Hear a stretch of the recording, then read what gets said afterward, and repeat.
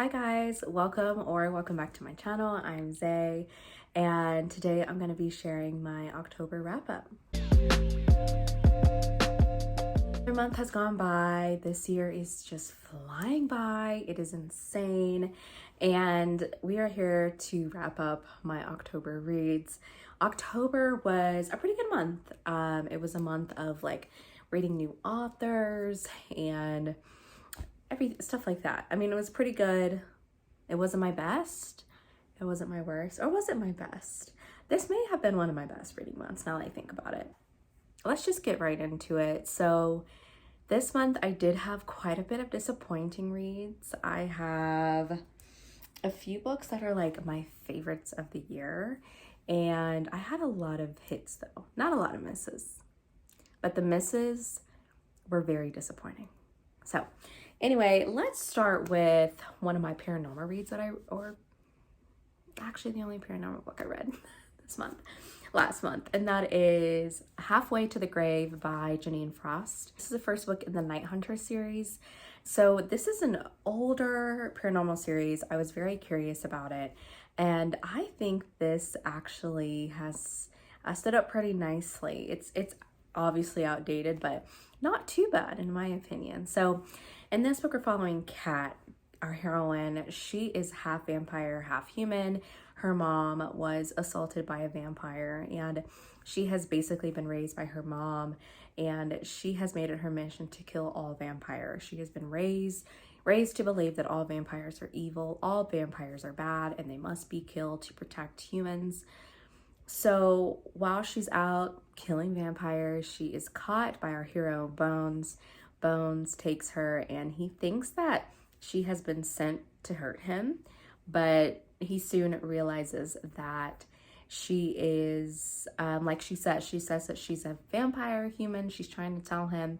He finally does believe her, and he actually thinks that he can use her to his advantage. She also thinks that she can use him to her advantage so he can teach her more about vampires. And so they end up teaming up together and working together, and obviously they fall in love in the process, but also there's a lot happening with the plot. This is very action-packed. I listened to this with the graphic audiobook, and it was absolutely fantastic. The music was just a tad loud, but it really created a very fun and immersive reading experience. But aside from that, the story was so good. It was very action-packed. I was very intrigued. I was along for the ride. The romance was fun and it was emotional. I ended up really enjoying this a lot, and I absolutely will be continuing to see what happens with Kat and Bones. The ending was very good, and I am just very intrigued to see where the series goes ultimately. So I gave this book 4 stars. This is a winner for me. Okay, I'm gonna get this book out of the way. This is my only non-romance book that I read this month, well, in October, and that is Meet Your Baker by Ellie Alexander. I don't know, I was just in the mood for a cozy mystery, and I decided to read this one. I know that Samantha from Books with Samantha and Spencer from Intentionally Bookish really love this series, and they are my 2 cozy girls, and they love the series. It's like both of their favorite series. So I was excited to read this one, and this one did not disappoint. It was really good. Basically, this gave me like Gilmore Girls vibes. The heroine in this book returns back to her small town. She is a chef, and she works on a yacht. She's actually left, and she left her husband, and she hasn't really told her mom or anyone what happened. Now her family, her mom owns this bake shop, and so someone actually ends up dead in the bake shop, and so trying to figure out what happened. Now this small town gets a lot of traction because if you like theater, this has a very big theater scene with Shakespeare, but I enjoyed this one. The mystery, I don't know, I was just kind of like enjoying the mystery. Really didn't have any guesses as to what was really happening. I was just like enjoying the ride. As far as what happened to our heroine and like why she left her husband and what happened between them, that was actually shocking. I'm very interested to see what happens there. I think there's like a little love triangle that's happening in the background. I like this a lot. And the second book in the series is more autumnal, so I do want to read that one because I think it'll be obviously perfect for this time of year. So I will be continuing with the series and I'm very intrigued by it. I thought it was really good. So the next one I'm going to talk about is The Stars Are on Our Side by Jennifer Hartman.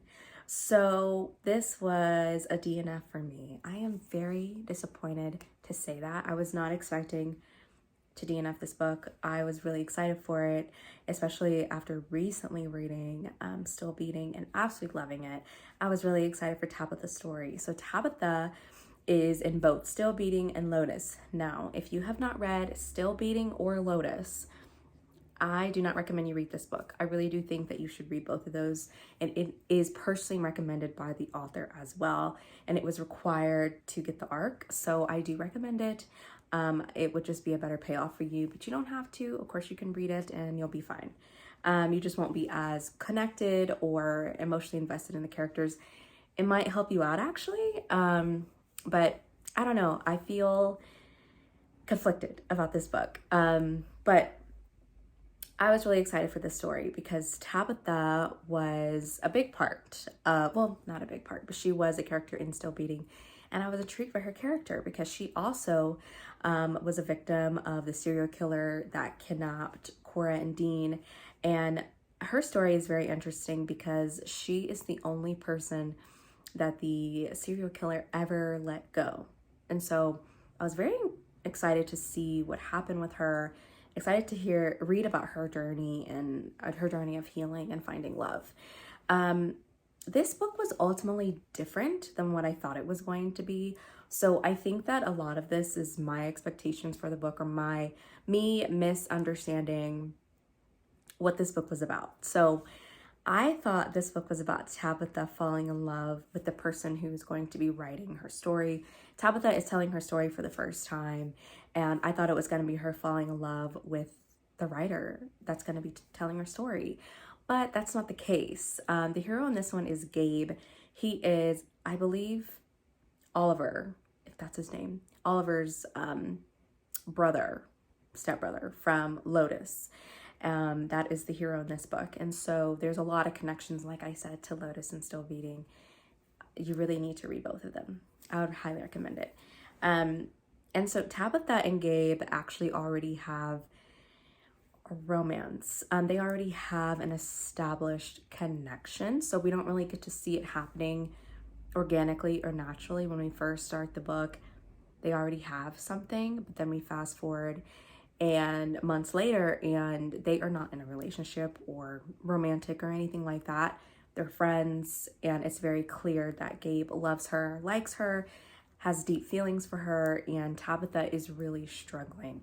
Tabitha is not ready in any way, shape, or form for this kind of relationship with Gabe. She has not healed from what happened to her. Also, she is a mom. She has a baby due to what happened. So she has a lot of trauma and things that she's gone through, and she is not ready to be with Gabe. And so Gabe is very patiently waiting for Tabitha, and he has no problem waiting for her. And so Tabitha finally is ready to tell her story because she really wants to move on. She does want to heal. And so she finds someone who is interested in telling her story. And I believe the author who ends up telling her story, I think he writes mainly nonfiction. I could be wrong. I can't remember. It's been a while since I read this book. And so we are finding out her story because she's telling the author her story. And so we do get flashbacks into what happened. Now, we already know what happened as in what happens during the kidnapping because we've read Still Beating. So it was tough to experience those scenes again because we've already experienced them in Still Beating. Obviously, this is different now. With Still Beating, we know that the serial killer likes to kidnap two people, a woman and a man. He likes for them to, the whole point is for them to fall in love. They end up doing awful things, being forced to do awful things, and he kills them in the end. Now, Tabitha ends up being taken with Matthew, who is her professor. And from the very beginning of when they were taken, Matthew is determined to save Tabitha. So that's what the story is about. Her telling her story and Gabe wanting to be with her. Now, Gabe also has his own trauma that, again, is from Lotus. You would have to read Lotus to kind of understand what he's gone through. Gabe does have his own storyline, and he does have things going on in the background as well. But that's what the story is ultimately about Tabitha telling her story, finding healing and telling her story, and Tabitha and Gabe, and Tabitha trying to heal and everything like that so that she could try to form this relationship with Gabe. And Gabe is patiently waiting for her because he understands what she's gone through, and because he understands. I love reading heartfelt, emotional, tear my heart out, stomp on it kind of books. I like to go through it with them because I like how it feels in the end to get through it. But this book, it was not fun in the slightest for me to read about. I was hurting so bad for Tabitha. It's hard to read a book where you don't feel like somebody is ready at all. I didn't feel like Tabitha was ready at all for Gabe. And it was hard because I understand and I feel so bad for her. But also, I'm so sad for Gabe. And I just felt like Gabe deserved more. And so it was tough. I didn't enjoy it. I wasn't enjoying reading it at all. And so it was hard. And then also in the flashbacks, Matthew and Tabitha's connection, their romance, it was just heart-wrenching because she loves him and they have such a epic romance and epic love for each other. He really talked her through surviving. He notices right away that the serial killer has this weird connection to Tabitha, and that is something that he uses to her benefit to help her survive. He's like, I'm gonna help you get through this. You are going to survive. It's difficult. Obviously, we know what's gonna happen to Matthew. He's no longer here. I was rooting for her to be with Matthew. I wanted Matthew to come back from the dead, and I can't find joy in reading that. And so I had to DNF it. I was not having a fun time. I was not having a good reading experience.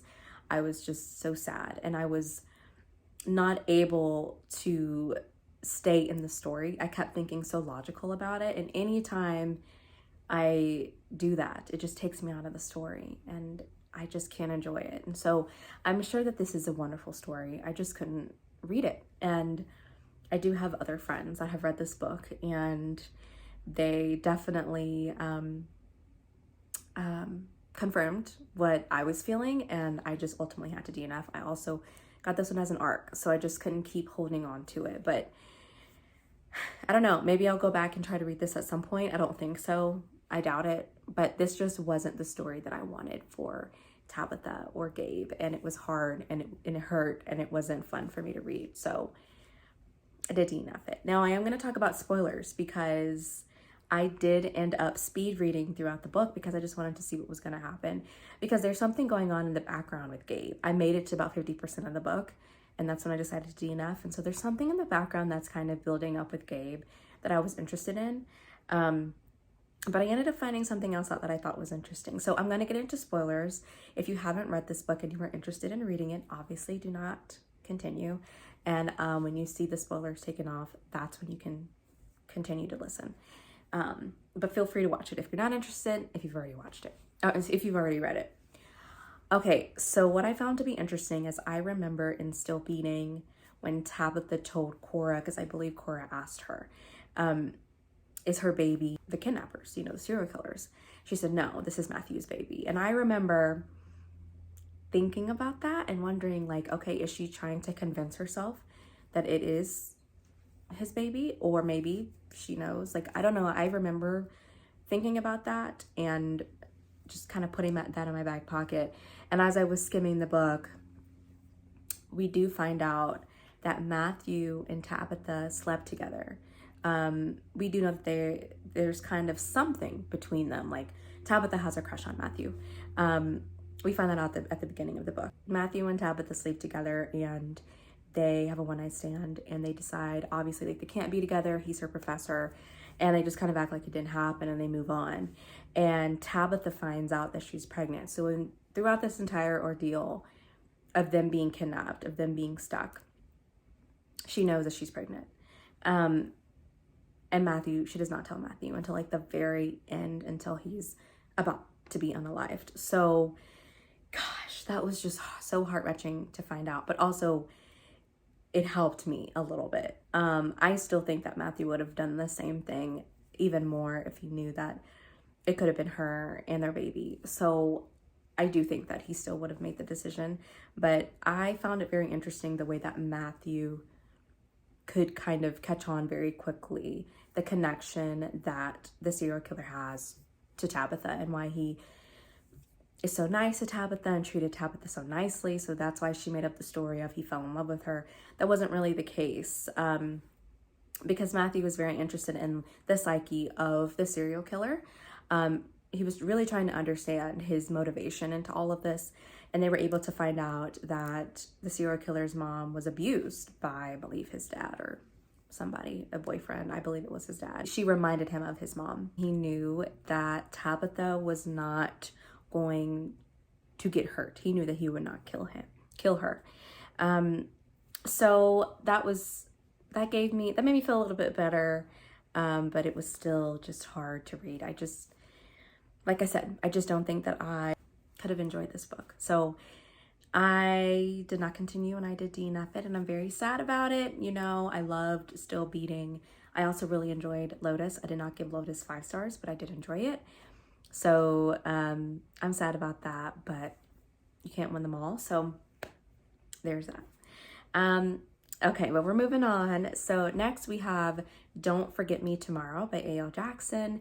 So this is the second book in her Time River series. The series is like a small town romantic suspense series. And so in this book, we're following our hero and our heroine, and they have been in each other's lives for a long time, all their lives. And the hero is best friends with the heroine's brother. Now, our hero is in love with our heroine. He has been pining and longing after her for as long as he could remember, but they cannot be together because our hero basically has a secret life. He has something from his past that he just can't get away from. And our heroine is a single mom. She has a little boy. Basically, she ends up being in danger, and she ends up having to stay with our hero. And so our hero has to step in, take care of her, protect her, and we have this amazing romance. This is my third book by A.L. Jackson, and I'm going to be honest and say that they all kind of remind me of each other. But I really enjoyed this one. I think this is probably one of my favorites that I've read. I just thought it was very sweet and swoony, but also the romantic suspense was well done. There is something that happens in this book that I did see coming, but I thought it was pretty well done, and it added an extra layer of suspense, and it made sense. To me, the suspense elements actually do get pretty intense. Sometimes the suspense in some of these small town romances don't live up to what it's being developed to be. So I actually thought that it was pretty nice and pretty well done. Her books are always really nice to listen to on audio specifically. I had this one as an ARC, and then it came out the same day. The audiobook came out the same day, and I just finished it up on audio. And it was so great to listen to. So I do recommend this one. I think that if you like Catherine Cowles, and I think you'll really like A.L. Jackson, they very much remind me of each other. Definitely like the heroine's like always in danger. The hero ends up helping and protecting her. The hero has usually is a scarred hero and has like a dangerous past. And so I like it. It ends up working out for me. And I think they both kind of have the same or similar writing styles. So I very much enjoyed this one, and I absolutely am looking forward to reading the next book in the Time River series. I gave this one 4 stars. Next, we have Take You Down by McKay Marie. This is a debut book by McKay from Oh Hey, It's McKay. McKay is one of my good friends. I love McKay so much, and I have been so excited and anticipating this book. I am so incredibly proud of her for coming out with this one. This is a rockstar romance, Grumpy Sunshine, and this book is very great. And this is the first book in the Whisper Me Nothing series, a very promising series that follows band members. So in this book, we're following Scarlett. Scarlett is a artist, and she has been writing for other artists, and now she is finally putting herself out there with her music, putting her face to the music and putting her own music out into the world, which takes a lot of courage. And she is doing this from the encouragement of her friend Boone. Boone is a artist himself, and he's actually co-headlining a tour with the Whisper Me Nothings band. And so he talks her into being a part of the tour and opening for them. So Scarlett is very excited to do this, obviously, but nervous. A lot comes with this. You know, she's been able to kind of not be out in the spotlight, and now she is, and her music is going to be out there. She's not just writing for artists, she's finally putting her music out. And in comes Walker. Walker is the drummer in the Whisper Me Nothing series. He's kind of the glue that keeps the band together. And Walker is such a sweet guy. He is a golden retriever hero. Our heroine in this book is the one who kind of has more, she's kind of more of like the scarred character. She definitely has a past, and she's struggling with that. She's wanting to keep it under wraps. She's wanting to just kind of move on and keep the past behind her. But now that she's on this tour and people are recognizing her, listening to her music and finding more out about her, she's kind of in jeopardy of her past coming out. And in the process, she's falling for Walker, building this relationship with Walker, this connection that they have. And what I liked so much about this book is, to me, this felt like a little bit different from some of the Rockstar romances that I've read. The heroine in this case is the one who's kind of the scarred heroine. But to me, this one just has like a different vibe, a different feel than some of the Rockstar romances that I've read. But I think what McKay did such a good job on with this book is Scarlett finding somebody who really accepts her for her scars and for accepting her for all the things that she's gone through in her life, and loving those parts of her and accepting them and accepting her. You know, Walker gives her his unwavering support, and it was so beautiful to see Scarlett get that kind of happy ending and that kind of romance. She has that kind of support and love from Boone, her friend, but to see that happen to her in a romantic way was really beautiful to experience.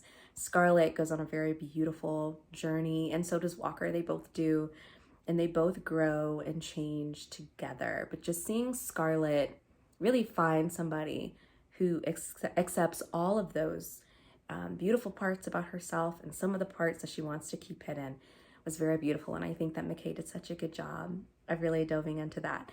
This book does topics that can be tough to read about. She does list all the trigger warnings. She did a good job of covering all those things. So definitely check your triggers. But this book was wonderful. I absolutely loved it. And I am very much looking forward to the other members in the band having their books. There's one character in particular that McKay knows that I'm very excited for and very invested. But you will immediately be sucked into this story and also into this world with these characters. And you will want to read more about them and just kind of delve more into their stories, their backstories. And so I am so excited for the rest of this series. I am so excited for McKay. I'm so incredibly proud of her. She put her heart and soul into this book, so definitely check this out. It is on Kindle Unlimited. I ended up giving this one 5 stars. We have a very disappointing read. Honestly, this is going to end up on being one of my most disappointing books of the year. I'm so sad about this one, and that is Hopeless, the last book in the Chestnut Springs series by Elsie Silver. So I did do a vlog, my very first vlog. Go check it out, talking about this book. And so I do go into more detail in that book. But this book is the last book in the Chestnut Springs series, which is a very beloved series for a lot of us Chestnut Springs fans. And this was my introduction to Elsie Silver, and I am still a fan of Elsie Silver. I am going to read whatever this woman writes, and I'm very excited to see what she comes out with next. But this series did not end the way that I wanted it to. And I am disappointed to say that, but it's okay. Not every book is going to be a winner. But this book is following This book is following Bo and Bailey, and these two end up in a fake engagement situation to help each other out. But of course, they fall for each other in the process. They both have a lot of things from their past and things that they're currently dealing with, and they're able to work through it together and support each other and find love and acceptance in each other throughout the process. So ultimately, I was disappointed in this book because Bo is a very beloved character. I've been waiting to get his book for a very long time. You know, he went missing in action, I believe it was in Powerless. And so I was very curious to read about what he went through. I thought this was going to be very emotional. I thought we were going to dive very much into Bo's story and what he went through, but we really didn't. I didn't feel like we really went there with his character. I definitely wanted to go there more and dive into what he went through and what he experienced and how he's dealing with it and how he's coping. Instead, we got a lot of Bailey. Now, there is an age gap in this book. I don't mind age gaps, but this age gap did not work for me because Bailey, too immature, she definitely was like obsessed with like asking him very intimate questions that were very weird and sexual. And I have a whole vlog talking about this and ranting and you know, all the things. But I was expecting this to be more emotional and diving more into Bo and what he went through. And this was not that. And we got a lot of Bailey, which is fine, but Bailey was not my favorite character to read about. So anyway, yeah, it's okay. It wasn't my favorite in the series. Definitely my least favorite. This series has more wins for me than loses. So, okay, let's move on. I want to talk about one that was a complete surprise. It just kind of snuck up on me and it was really good. So that is Tame the Heart by Ava Hunter. So I got this one as an ARC and I have never read anything by this author, so I didn't really know what to expect from it, but this is small town cowboy romance, so I was all here for it. So this ended up being really great. So I gave this one 4.5 stars. It would have been a full 5 stars, but I did have one little thing with it, but we're going to talk about it.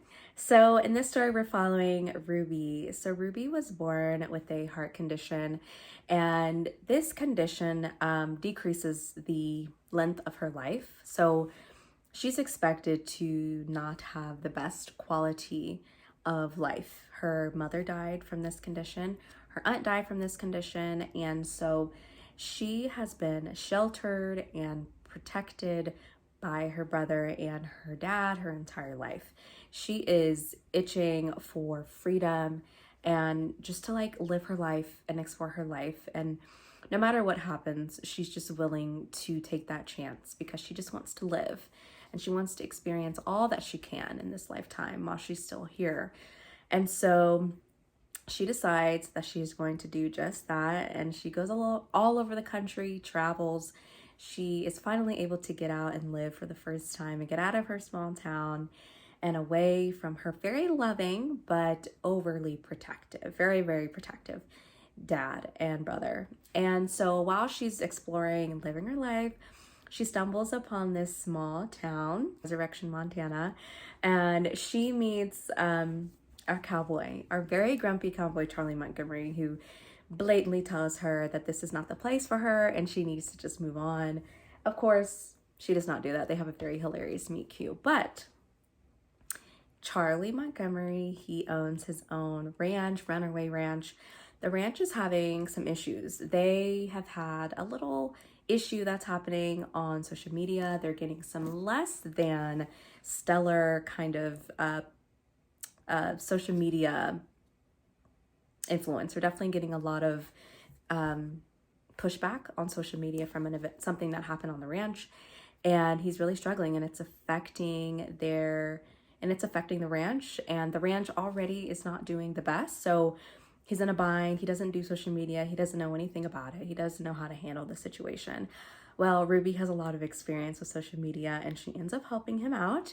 He ends up moving her on a little cottage on the ranch. And so she ends up helping out with social media and helping the ranch to kind of get them up and going and improve their social media kind of crisis that they're having. And in the process, our grumpy our very grumpy cowboy and his sunflower fall in love. And you'll have to understand what the sunflower statement means when you read the book. Now, this was such a sweet and emotional romance. Both of our characters obviously have gone through a lot. There is a reason why Charlie Montgomery ended up in Resurrection, Montana and opening up his own ranch.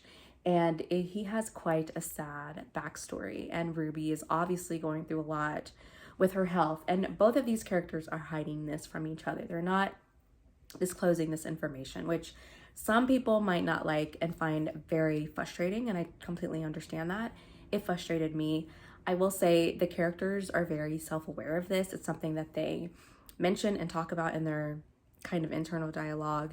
It is something that they are aware of, and that they are aware of that is not right. And so we're struggling with that. Our heroine is definitely trying to understand our hero more, but she doesn't push him too much because she also is hiding what she's going through.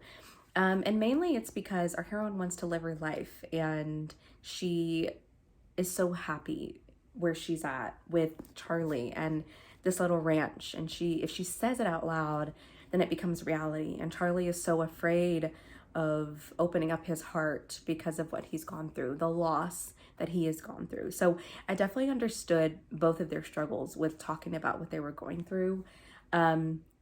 And that was really the biggest conflict and the biggest issue. We have a romantic suspense element in this story that I didn't hate. I didn't love it. I don't think it was necessarily necessary, but I thought that it actually went well with the story, because this story, like the actual small town, is definitely giving Wild Wild West kind of vibes and Yellowstone kind of vibes. So it kind of worked for the story. I didn't hate it, and I thought it kind of worked with the story. So it's fine, but it wasn't my favorite. But I do think that Ava Hunter handled the romantic suspense decently. I was very emotional and I was intrigued by it because I do like romantic suspense, but I'm seeing it a lot in these small town romances. But I did really enjoy this. I thought the writing was really, really strong. This is a long book, in my opinion. It's like, yeah, 450 something pages. So this is kind of long, but it's okay. It wasn't too long. It didn't drag too much. But I did really end up enjoying this. This kind of stuck up on me, and I really did enjoy it.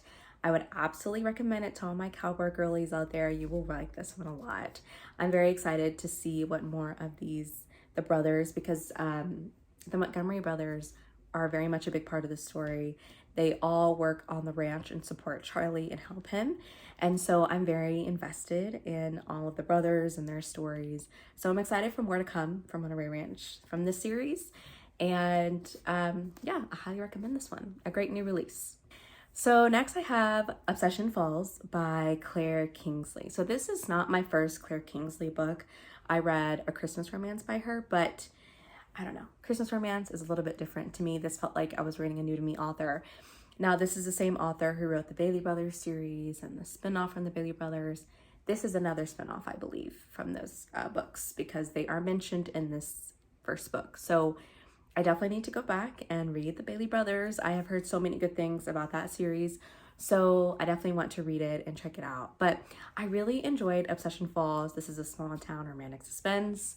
It is a trend. I'm seeing a lot of small town romantic suspense, and honestly, I am really enjoying it. I'm liking it. It's working for me, and it worked very well in this book, I think. So this book kind of opens up with our hero. He is proposing to his girlfriend, and before he gets to do that, his girlfriend ends up telling him that she is going to be leaving their small town because she has a job opportunity, and he gets his heart broken. And it kind of explains why he's so hardened and grumpy. When Audrey, she is having a hard time in her career.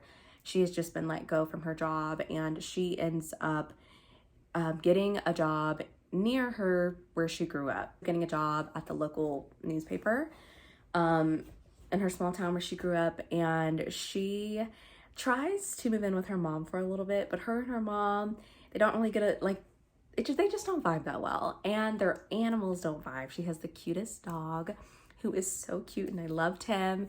And he is so playful and fun, but her mom's cat is not a fan of that. So she ends up finding another place to live. And the person who owns the house is our hero. They have like a very hilarious moment where she's like showering and he doesn't know that she is living in this house. Like his sister is like kind of in charge of all of that. So he doesn't know. He thinks that she's just someone who's like breaking into the house and like squatting.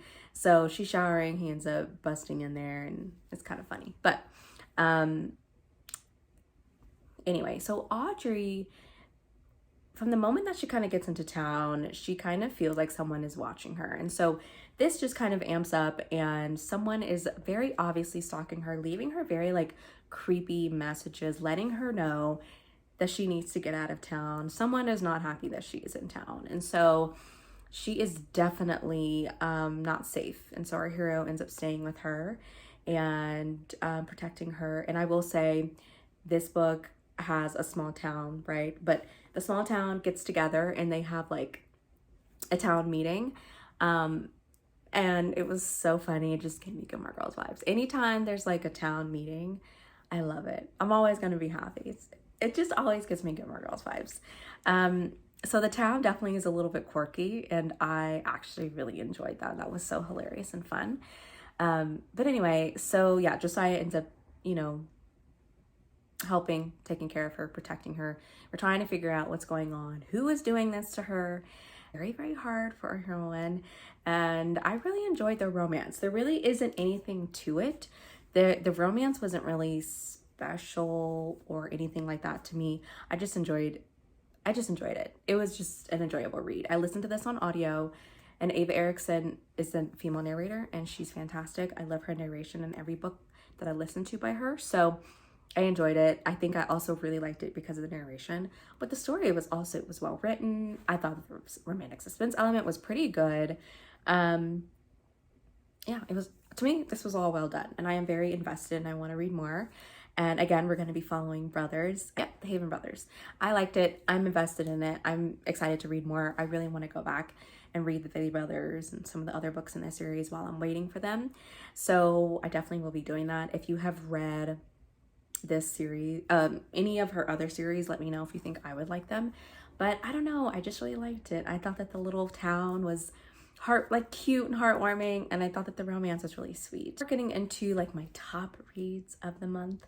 So next we have Shadows of You by Catherine Cowles. I did a whole vlog on this one, so I'm not going to talk about this one too much, but in this one, we're basically following a heroine who is in hiding in this small town, Cedar Ridge. She's been living in the town for a few years now, and she has a daughter. She works like in the local little bake shop. Now, this life that she has created for herself is potentially in jeopardy. And has found her, someone who knows what happened in her past that has led her into hiding in this small town. And our hero ends up helping her and protecting her. You guys see, there's a trend here. I like it. I like the trend. I'm here for it. I'm sorry. I had to like switch because this light is just like, the sun is just crazy. I'm sorry. But anyway, our hero ends up helping our heroine who's in hiding and protecting her and her daughter. And gosh, this was so good. I really loved this one. Catherine Cowles is just such a good writer. She immediately sucks me in. She is the queen of prologues, and she does it again. But not only that, her writing is romantic, suspenseful, and our characters always have so much trauma. Like both of these characters have so much trauma, but it works, and they find each other and they help each other heal and work through it. And I loved it. The daughter, she was so adorable. She just added the kind of comedic relief and the lightness to the story that we needed to kind of break up how heavy this book was. But I really loved this one, and I thought it was very well done. I was actually surprised when we found out who was kind of behind it and what was happening. I was actually surprised. I did not see it coming. I was completely thinking something else was going on. And then when we found out the reveal, I was shocked. So either I'm just not good at this, or Catherine Cowles kind of switched it up on me, and she did a good job. So I really love this book. This is probably my favorite or second favorite in the Lost and Found series, but this series has just been really good. Every book has been really great. So I love this one. And if you haven't read it yet, definitely go and catch up before the next book comes out next year. But this book was so great and I really loved it. And this is truly just Catherine Cowles at her best. So next we have the very anticipated Caught Up, which is the third book in the Windy City series. So this series, just like everyone else, has just taken over my life. Every single book in this series has been a hit for me. And this one, is this my favorite? I think it is my favorite, although I think that I loved The Right Move more, like personally, but I think that this one is one of the best in the series. I don't know. It's either The Right Move or Caught Up. I don't know. Kai, baseball daddy. Anyway, I did a whole vlog talking about this book as well, so you can go check out my vlog to see all of my full thoughts on this book. But I loved the single dad nanny romance. I think this is my favorite, and I love this trope. I don't really know. Well, I do know what I love about it. I really like to see all the characters just like come together and become this, form this family. You know, our main characters and the child come together and they like form this little family. I love that. That's why I love single parent romances so much. And like the nanny romance, you know, the heroine usually fits in and becomes like the mom of the family. I don't know, it just works for me. But this one was just so heartwarming and beautiful. Kai truly just wants to be the best dad that he can be for his son, and he really feels like that he is not doing a good job and that he just can't really figure out how to balance being a professional athlete and being there for his son, and he feels so guilty. And so Miller comes in and she ends up helping him out, and Miller is having a hard time in her career. You know, what's happening to her is very relatable to many people who go through this as well. She's a pastry chef. She's really struggling with finding her creativity. And the answer is pretty clear as to what she needs to do, but she's struggling with it for many different reasons.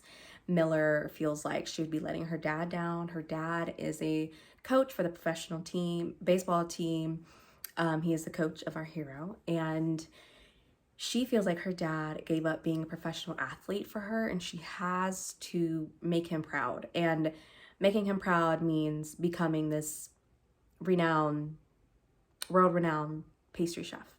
And she puts a lot of pressure on herself to live up to those expectations that she thinks that she needs to live up to. And I think a lot of people can relate to that. And I think a lot of parents can relate to what Kai is going through, of learning out how to balance yourself. And also with becoming a new dad, Kai has also lost a little bit of himself. You know, he's really struggling to kind of find himself again with becoming a parent. And again, I think that's very relatable, but together these two have a little bit of what the other person needs, and they're able to help each other figure out what they're missing in their lives, which is the other person and Max. Miller is missing Max and Kai in her life, and I just loved it. I really did. It was heartwarming. It was beautiful. I loved the intimate, beautiful moments, and I also loved the steamy moments. I thought it really brought them closer together physically and emotionally.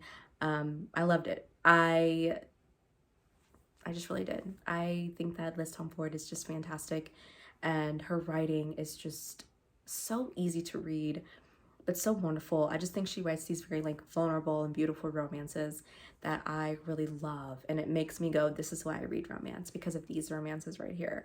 Now this has put me in a mood for all of the baseball romances, so let me know, give me some of your baseball romance recs, because this was just quality romance right here.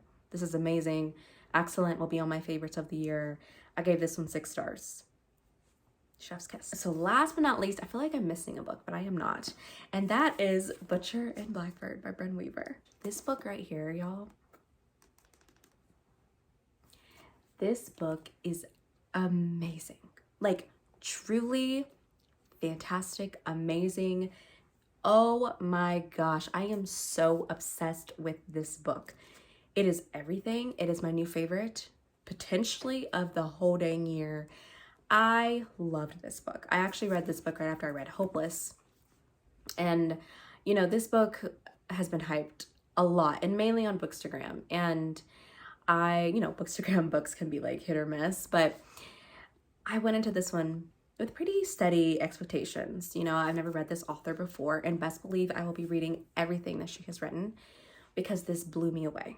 Truly, I have been feeling like romance has been missing the romance. Like, where is the romance? Okay, I want romance. This book, who knew a serial killer romance would put the romance back in romance for me, if that makes sense. This was romantic. It was hot. It was full of longing and pining. This is a slow burn romance. This was perfection. And it was also, you know, emotional, but it was funny. This is a dark romance serial killer rom-com. What? And it was funny. Now, and this book gives me the Mind Dev series, and I say that very loosely, and what I mean by that is just the vibes. Both of these characters deal with a lot of trauma. They are both serial killers, and they actually end up meeting each other. They know of each other, but they actually end up meeting each other because they're going after the same target, but our heroine gets to him first. And they both come up with this game, this annual thing of trying to catch the same target and to see who can get their target first. Now, they are serial killers who are after the bad guys. Now, what makes this book dark is we get very in-depth scenes of the unaliving, okay? So if you are squeamish in any way, just be aware of that. This book Bryn Weaver does not shy away from being very descriptive of the unaliving. But very creative. I mean, there's a lot of things that happen, and I'm just like, wow, her creativity is just amazing. But what I love the most is seeing these two people who are complete strangers, don't know each other really, built this really beautiful friendship. Like, they truly become best friends and they start longing for each other. And this spans like a few years. And so we get to see them play this cat and mouse kind of game throughout the book. And when they finally just give in to their feelings, it is explosive. And there is like a nice little twist in this book that I wasn't expecting, and it was very well done. Everything about this was well done to me. This is like my perfect dark romance. Like, I like for the situation to be dark, but the actual romance to not be. I am finding that out. Now, the romantic comedy part might throw some people off because I know some people don't like rom-coms. I have a certain type of humor that I like, just like everybody else. I like mine to be more witty and natural, and that is what it was in this book. To me, this book was hilarious, and I thought that the comedy really broke up the intense murdering scenes, killing scenes. That's kind of where the humor was used, and it was perfect. It was just perfect. This is like a shorter book, which I have been complaining that books have been too long. You will not have this issue, you will want more. This was so good. This was perfect. This was exactly what I wanted, and I love this book so much. Who knew that serial killers could be so romantic? The hero in this book is so romantic, but both of these characters have gone through a lot of trauma, which I liked learning about why they ended up the way that they are. And so they both really understood each other, and were able to connect over that, but also finding somebody who understands what you've went through and why you do the things that you do. I loved reading about that too, and their journey to just finding that and finding each other. And there were just so many like swoony moments that I really loved. And so, gosh, I could talk about this book forever, but this is fantastic, and you have to read it. You have to read this book. Okay, if you take any recommendation from this video, is that you need to read Butcher and Blackbird. It is one of my favorite books that I've read this year, like top 3. I loved it. This was fantastic in every freaking way. It will get your attention right away because it starts out crazy. This book is crazy. This book is a wild ride. It is a beautiful ride, and this is also one of the most unique romances that I've read. So I love this one, and I will be reading more by Brent Weaver. Well, that is all I have for today's video. I'm sorry for like all of the changes. It's just this lighting, like it's insane. The sun is really stunning today, which is fine, but I have to find the right angle. So I found the right angle at the end of the video. I'm so sorry about that. But thank you so much for watching. Please let me know what you read. What was your favorite book? Did you read anything that was like disappointing? Let's talk about it. Let me know. If you've made it this far into the video, leave me a black or pink heart because this is my favorite book of the month. So leave me a black or pink heart to let me know that you've made it all the way to the end of the video. Thank you all so much for watching. I will see you all soon. Bye.